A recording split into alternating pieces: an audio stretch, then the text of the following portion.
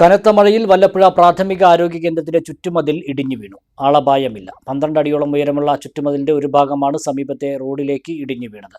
ഇതോടെ ഏറെ നേരം പാതയിൽ ഗതാഗതം തടസ്സപ്പെട്ടു. ശനിയാഴ്ച രാവിലെ 9 മണിയോടെയായിരുന്നു സംഭവം. അപ്പംകണ്ടത്തു നിന്നും എറവത്രയിലേക്ക് പോകുന്ന റോഡിലേക്കാണ് ചുറ്റുമതിലിന്റെ 15 മീറ്ററോളം വരുന്ന ഭാഗം തകർന്നു വീണത്.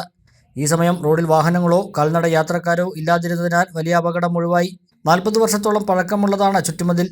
പല തവണകളായി അറ്റകുറ്റപ്പണികൾ നടത്തിയിരുന്നെങ്കിലും ബലക്ഷയം നേരിടുന്നുണ്ട്. കരിങ്കൽ കൊണ്ട് നിർമ്മിച്ചതാണ് മതിൽ.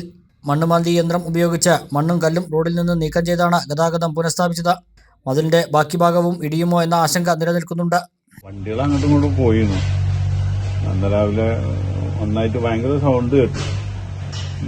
എന്താ സംഭവം എന്നറിയില്ല. എല്ലാവരും ഞാൻ നോക്കുമ്പോൾ എല്ലാമായിട്ട് പൊട്ടിക്കൊണ്ടുണ്ട്. ഇവിടെയൊക്കെ ഇപ്പൊ ഇത് കേടന്നിട്ടുണ്ട്. എന്താണെന്ന് ഉണ്ടായെന്ന് അറിയുന്നത്. ആ തലക്കം തന്നെ എടുക്കേണ്ടി വരും, പണി എടുക്കേണ്ടി വരും. അപ്പൊ അവിടെയൊക്കെ പൊട്ടി പോകാനായിട്ട് നിൽക്കുന്നുണ്ട്. ചില ഭാഗങ്ങളിലൊക്കെ കുട്ടികൾ മദ്രസ വിട്ടിട്ടൊക്കെ പോണതാണ്. ഒരുപാട് കാലപ്പഴക്കമുള്ള മതിലാണ്. അത് നിങ്ങൾ റെഡിയാക്കണതാണ് നല്ലത്.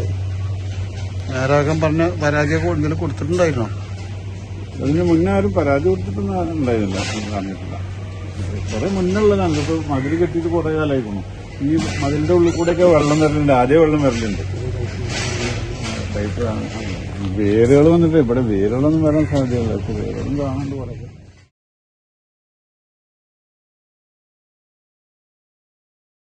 അണിഞ്ഞൊരുങ്ങാം ഈ ആഘോഷക്കാലം നിവ ഗോൾഡിനൊപ്പം. നിവ ഗോൾഡ്, ചെർപ്പുളശ്ശേരി ആൻഡ് ഒറ്റപ്പാലം.